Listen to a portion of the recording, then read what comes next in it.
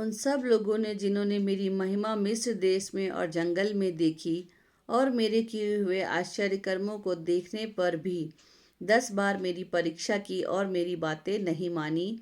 इसलिए जिस देश के विषय मैंने उनके पूर्वजों से शपथ खाई उसको वे कभी देखने ना पाएंगे, अर्थात जितनों ने मेरा अपमान किया उनमें से कोई भी उसे देखने ना पाएगा। हालेलुया। प्रभु का वचन यहाँ बताता है कि जितनों ने क्या किया, मेरा अपमान किया। कब अपमान किया? ये देखते हुए भी कि परमेश्वर हमारे जीवन में कितने बड़े बड़े और अद्भुत काम कर चुका है। हालेलुया। कर चुका है, कर रहा तो है ही है, साथ ही साथ कर भी चुका है। लाल समुंदर को 2 भागों में बांट चुका है, चट्टान से पानी निकाल चुका है, मन्ना के रूप में हमें स्वर्गीय भोजन दे चुका है। हालेलुया। यहाँ तक कि परमेश्वर कभी बादल बनकर और कभी आग बनकर उनकी अगुवाई करता था। उसके बावजूद भी, इन बड़े बड़े आश्चर्य कर्मों को देखने के बावजूद भी, जब जहाँ वो इज़राइली मिस्र में गुलाम बनकर रहते थे, एक मतलब एक बंधन में थे, और वो शांति, वो खुशी, उनके पास नहीं थी जो परमेश्वर के होने के साथ में उनके साथ थी।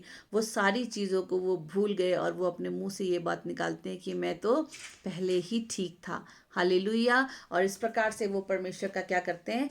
अपमान करते हैं। और परमेश्वर कहता है कि जो लोग थैंक्सलेस पर्सन है, जो लोग थैंक्सलेस हैं, जो मेरी महिमा को धन्यवाद नहीं देते, जो मेरे नाम को धन्यवाद नहीं देते, जो मेरे नाम की बढ़ाई नहीं करते और अपना काम निकल जाने के बाद मुझे भूल जाते हैं और मेरा अपमान करते हैं, ऐसे लोगों को वो ब्लेसिंग, वो आशीष मैं नहीं दूंगा जो परमेश्वर हमें देना चाहता है। हालेलुया। ये बात सिर्फ इज़राइलियों के लिए या पुराने समय की बात नहीं है, ये बात आज भी लागू होती है हमारे ऊपर कि अगर आज हम थैंक्सलेस हैं, परमेश्वर को हम धन्यवाद नहीं करते, अगर हम अपने जीवन को परखें, अगर आज हम अपने जीवन को जांचें, तो ना जाने कितनी ही ऐसी चीजें हैं जो परमेश्वर ने हमारे जीवन में किया।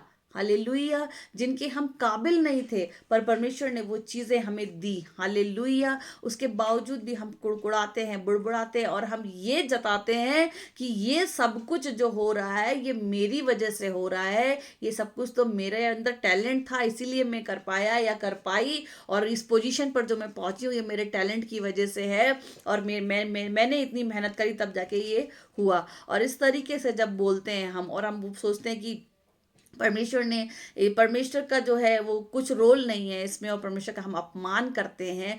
परमेश्वर का, चलो एक घड़ी को हम ये बोलते हैं कि अपमान भी नहीं कर रहे, ठीक है, आप अपने मुंह से कुछ भी नहीं कर रहे, बट आप उसको महिमा भी नहीं दे रहे हैं।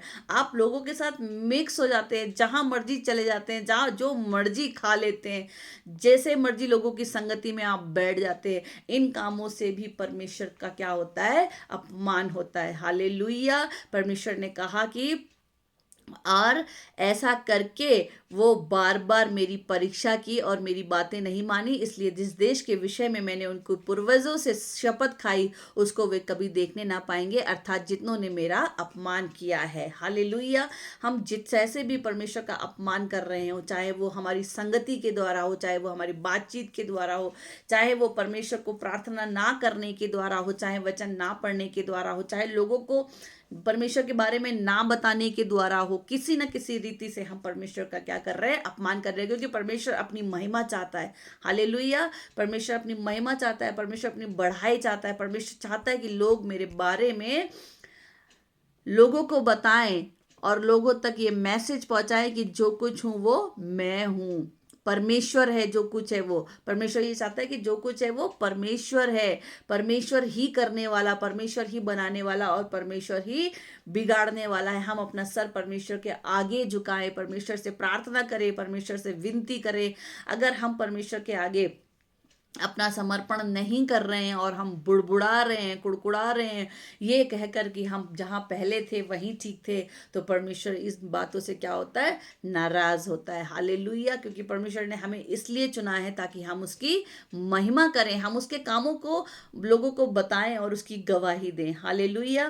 फिर यहाँ लिखता है, ये बुरी मंडली मुझ पर बुड़बुड़ाती रहती है, उसको मैं कब तक सहता रहूं। हालेलुया। परमेश्वर सहन कर रहा है यहाँ पर, उन इज़राइलियों को परमेश्वर सहन कर रहा है जिनको वो मिस्र की गुलामी से बाहर निकाल के लाया था, जिनके लिए परमेश्वर ने एक बड़ी ब्लेसिंग को सोचा हुआ था। उनके कामों को देखकर, उनके शब्दों को सुनकर परमेश्वर यहाँ पर क्या कर रहा है, सहन कर रहा है। और परमेश्वर के दिल ये बोल रहा है कि बस इसको मैं कैसे यहाँ पर जो है मैं इनको नाश कर दूं, मैं इनको तबाह कर दूं, मैं इनको खत्म कर दूं। पर परमेश्वर का एक दास जो बार बार उनके लिए क्या करता है, विनती करता है। मूसा जो, वो भी ये सारी चीजों को समझ रहा है, क्योंकि परमेश्वर और मूसा लिखा आमने सामने एक भाई की तरह बात करते थे, एक मित्र की तरह बात करते थे। परमेश्वर का वचन कहता है कि मैंने नबियों को तो सिर्फ दर्शन और स्वप्न के द्वारा ही मैंने उनसे बातचीत किया, पर मूसा के द्वारा मैंने आमने सामने बातचीत किया। और मूसा इतना दयालु, इतना नम्र व्यक्ति था कि वो बार बार परमेश्वर से उनके लिए व्यक्तिगत रूप से पर्सनली जाकर के प्रेयर करता है, प्रार्थना करता है कि परमेश्वर इनको तू माफ कर दे। हालेलुया। पर वो माफी हमारे लिए लाइसेंस ना बने। हालेलुया। वो माफी हमारे लिए लाइसेंस ना बने। इसलिए जो है हम अपने आप को चेक करें कि कहीं हम परमेश्वर के दिल को दुखा तो नहीं रहे। कहीं आज जो परमेश्वर ने हमको अनुग्रह दिया कि हम सुधर जाएं, हम संभल जाएं, हम उस अनुग्रह को बार बार ठोकर तो नहीं मार रहे हैं कि अरे यार कुछ नहीं होता, कुछ नहीं होता। पर मैं आपको बताना चाहती हूँ ऐसा नहीं है, होता है, होता है, बहुत कुछ होता है। हालेलुया। परमेश्वर को हल्के में ना ले। अगर आप परमेश्वर को जानते हैं, अगर आपने वचन सुना है और आप परमेश्वर को जानते हैं, और उसके बावजूद भी अगर आप हल्के में परमेश्वर को ले रहे हैं, तो मैं आपको बताना चाहती हूँ कि आप परमेश्वर का अपमान कर रहे हैं। हालेलुया। और परमेश्वर कहता है मैं इनको कब तक सहता रहूं। परमेश्वर की सहन करने की शक्ति एक दिन खत्म हो जाती है। अगर हम निर्गम, इसी में गिनती की पुस्तक में अगर हम 16 में देखें तो यहाँ 30 से मैं आपके लिए 16-30 से मैं पढ़ना चाहूंगी। परंतु यहोवा अपनी अनोखी शक्ति प्रकट करे और पृथ्वी अपना मुंह पसार कर उनको और उनका सब कुछ निगल जाए और वे जीते जी अधोलोक में जा पड़े, तो तुम समझ लो कि इन मनुष्यों ने यहोवा का अपमान किया है। हालेलुया। क्या किया है? यहोवा का अपमान किया है। फिर से एक बार पढ़ूंगी। परंतु यदि यहोवा अपनी अनोखी शक्ति प्रकट करे और पृथ्वी अपना मुंह पसार कर उनका सब कुछ निगल जाए और वे जीते जी अधोलोक में जा पड़े, तो तुम समझ लो कि इन मनुष्यों ने यहोवा का अपमान किया है। वह ये सब बातें कह ही चुका था कि भूमि उन लोगों के पांव के नीचे फट गई और पृथ्वी ने अपना मुंह खोल दिया और उनके घर द्वार सामान और कोरा के सब मनुष्य और उनकी सारी संपत्ति को भी निगल गई, और वे और उनका सारा घर बार जीवित ही अधोलोक में जा पड़ा, और पृथ्वी ने उनको ढांप लिया और वे मंडली के बीचों बीच में से नष्ट हो गए। हालेलुया। यहाँ पे लिखा है कि उन्होंने यहोवा का क्या किया? अपमान किया। हालेलुया। कैसे अपमान किया? उन्होंने जाके परमेश्वर के दास को बकबक किया। उन्होंने परमेश्वर के दास को बोला कि तुझसे ही परमेश्वर बात करता है, हमसे नहीं करता है।